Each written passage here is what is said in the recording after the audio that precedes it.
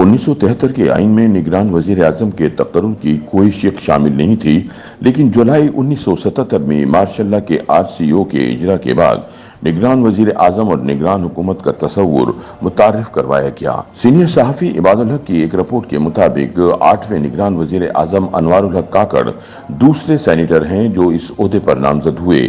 اس کے علاوہ وہ دوسرے نگران وزیر اعظم ہیں جن کا تعلق بلوچستان سے ہے۔ اسی طرح 15 برس کے بعد نگران وزیر اعظم کے عہدے کے لیے کسی ٹیکنوکریٹ کی جگہ ایک سیاسی شخصیت کا انتخاب کیا گیا۔ آخری مرتبہ 2007 میں سیاسی شخصیت کی نگران وزیر اعظم کی حیثیت سے نامزدگی کی گئی تھی، تاہم اس وقت نگران وزیر اعظم یا وزیر اعلیٰ کی نامزدگی کے لیے موجودہ طریقہ رائج نہیں تھا اور نگران وزیر اعظم کی نامزدگی صدر مملکت کا اختیار تھا۔ 2007 میں اس وقت کے صدر مملکت جنرل ریٹائرڈ پرویز مشرف نے قومی اسمبلی تحلیل ہونے پر اس وقت کے چیئرمین سینٹ محمد میاں سومرو کو نگران وزیر اعظم مقرر کیا تھا۔ چیئرمین سینٹ کا نگران وزیر اعظم نامزد ہونا ملکی تاریخ کا انوکھا اقدام تھا جس کی اس سے پہلے کوئی نظیر نہیں ملتی۔ نگران وزیر اعظم انوار الحق کاکڑ سے پہلے وفاقی شرعی عدالت کے سابق چیف جسٹس اور نگران وزیر اعظم جسٹس میر ہزار خان کھوسو کا تعلق بھی بلوچستان سے ہی تھا۔ وہ پہلے نگران وزیر اعظم تھے جن کی نامزدگی آئینی ترمیم کے بعد نئے طریقہ کار کے ذریعے 2013 میں کی گئی تھی۔ ملک میں ایسے نگران وزیر اعظم بھی رہے جو اپوزیشن میں ہوتے ہوئے نگران وزیر اعظم بنے تھے۔ ان میں غلام مصطفیٰ جتوئی، سردار بلخ شیر مزاری اور ملک معراج خالد کے نام نمایاں ہیں۔ یہ ایک طرح کی روش بن گئی تھی کہ نگران وزیر اعظم برطرف ہونے والی جماعت کے مخالف تصور کیا جاتا تھا۔ خیال رہے کہ پاکستان کے 1973 کے آئین میں نگران وزیر اعظم کے تقرر یا نامزدگی کی کوئی شق شامل نہیں تھی، لیکن جولائی 1977 کے مارشل لا RCO یعنی بحالی آئین احکامات کے اجرا کے بعد نگران وزیر اعظم اور نگران حکومت کا تصور متعارف کروایا گیا۔ اس سے پہلے جب ذوالفقار علی بھٹو نے قومی اسمبلی کو تحلیل کیا تھا تو وہ نئی حکومت کے قیام تک وزیر اعظم کی حیثیت سے فرائض ادا کرتے رہے تھے۔ 1988 میں فوجی صدر جنرل ضیاء الحق نے اسمبلی کو تحلیل کرنے کے صدارتی اختیار 58(2)B جسے عام طور پر 8ویں ترمیم کہا جاتا تھا کے تحت وزیر اعظم محمد خان جونیجو کی حکومت کو برطرف اور اسمبلی کو تحلیل کیا اور نگران حکومت مقرر کی، لیکن نرالی بات یہ ہوئی کہ نگران وزیر اعظم کا تقرر نہیں کیا گیا۔ جنرل ضیاء الحق نے محمد خان جونیجو کی حکومت کو برطرف کر کے نگران وزیر اعظم تو مقرر نہیں کیا، لیکن آئندہ انتخابات 3 ماہ یعنی 90 دنوں کے بجائے لگ بھگ 6 ماہ بعد نومبر میں ہوئے۔ 1988 سے 2018 تک کل 8 نگران حکومتیں قائم ہوئیں جن میں ایک نگران وزیر اعظم کے بغیر تھی، جبکہ دیگر حکومتوں میں سے 4 میں سیاستدان اور 3 میں ٹیکنوکریٹس نگران وزیر اعظم رہے۔ ان میں سے ایک نگران وزیر اعظم اپنی 60 دنوں کی میعاد سے زیادہ عرصے تک نگران وزیر اعظم رہا تو ایک نگران وزیر اعظم اپنی 90 دنوں کی آئینی مدت بھی مکمل نہ کر سکا۔ 1990 میں ملک کے پہلے نگران وزیر اعظم ہونے کا اعزاز غلام مصطفیٰ جتوئی کو ملا، جن کے بارے میں کہا جاتا تھا کہ ایک عرصے تک ان کا نام وزیر اعظم کے لیے گردش کرتا رہا۔ وہ وزیر اعظم تو نہ بن سکے لیکن انہیں پہلے نگران وزیر اعظم بننے کا اعزاز مل گیا۔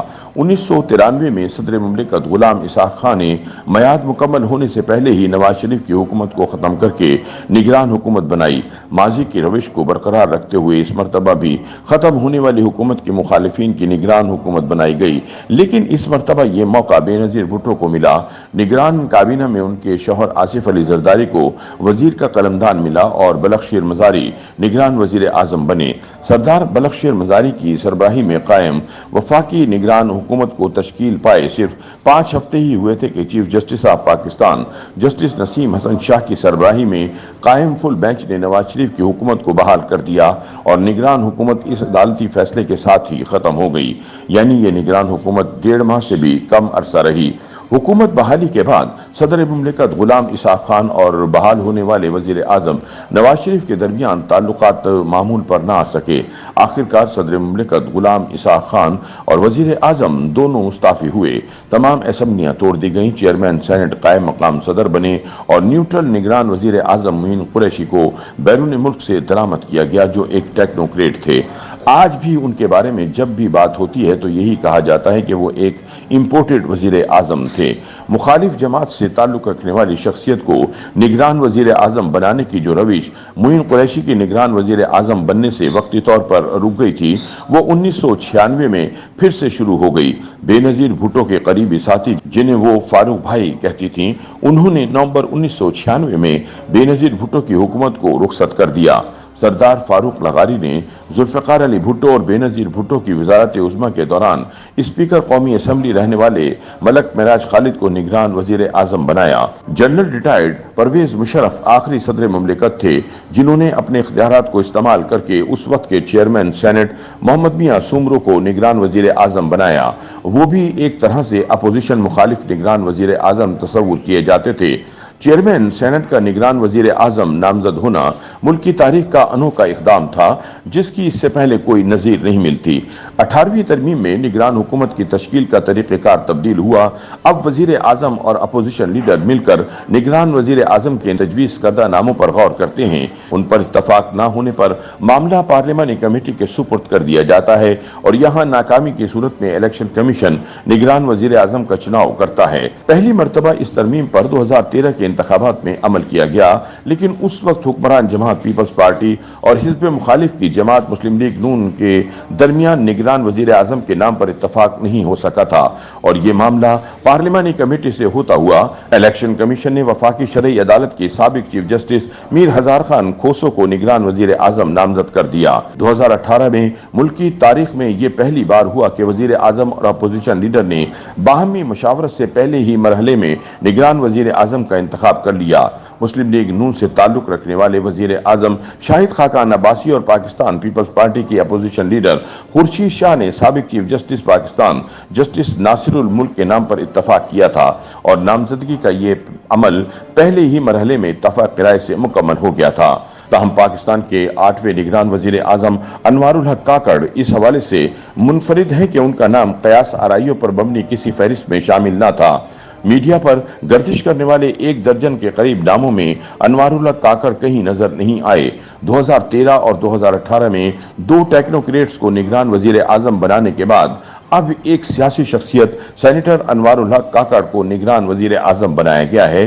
یہ نام اپوزیشن لیڈر راجہ ریاض نے تجویز کیا جس سے وزیر اعظم شہباز شریف نے اتفاق کیا تھا۔